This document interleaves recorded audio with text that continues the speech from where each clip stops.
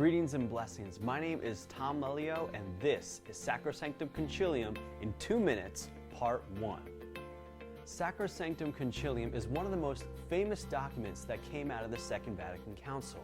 It was approved by almost a unanimous vote and promulgated by Pope Paul VI on December 4th, 1963. Paragraph 1. This sacred council has several aims in its view. It desires to impart an ever-increasing vigor to the Christian life of the faithful, to adapt more suitably to the needs of our times those institutions which are subject to change, to foster whatever can promote union among all who believe in Christ, to strengthen whatever can help to call the whole of mankind into the household of the Church. The Council therefore sees particular cogent regions for undertaking the reform and the promotion of the liturgy. So basically, the Church is saying, if you want more vigor to live the Christian life, we go to the liturgy. If you want to be able to more effectively share the gospel in your culture, you go to the liturgy. If you want to see Christian unity, you go to the liturgy. If you want to see world peace, we go to the liturgy. The liturgy is the key to the Christian life, and therefore the Council Fathers decided it was time to prayerfully discern appropriate reform and promotion to the liturgy. Paragraph number 2.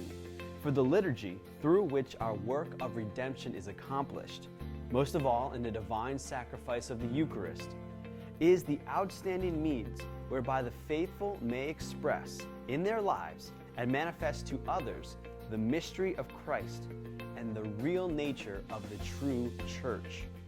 It is of the essence of the Church that she be both human and divine, visible and yet invisibly equipped, eager to act and yet intent on contemplation, present in this world and yet not at home in it. And she is all these things in such wise in her human is directed and subordinate to divine, the visible likewise to the invisible, action to contemplation, and this present world to that city to come, which we seek.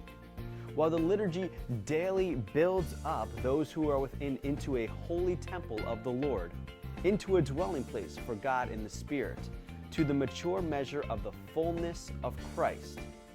At the same time, it marvelously strengthens their power to preach Christ, and thus shows forth the Church to those who are outside as a sign lifted up among the nations, under which the scattered children of God may be gathered together, until there is one sheepfold and one shepherd.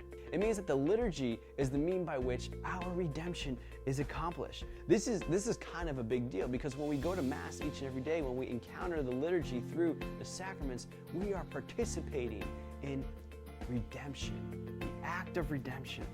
And so the liturgy is also the means by way that Christians express Christ and the true nature of the Church to those around us.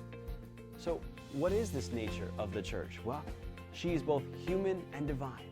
She is visible yet invisible.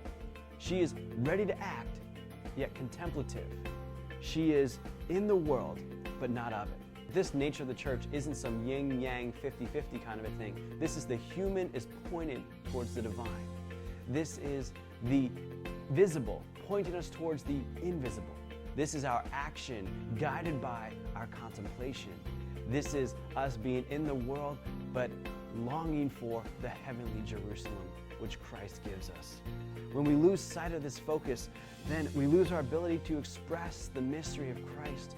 When all of a sudden we just look around and make everything about the human and forget the divine, we cannot communicate the realness, the mystery of Christ, and the nature of the Church when we lose this focus.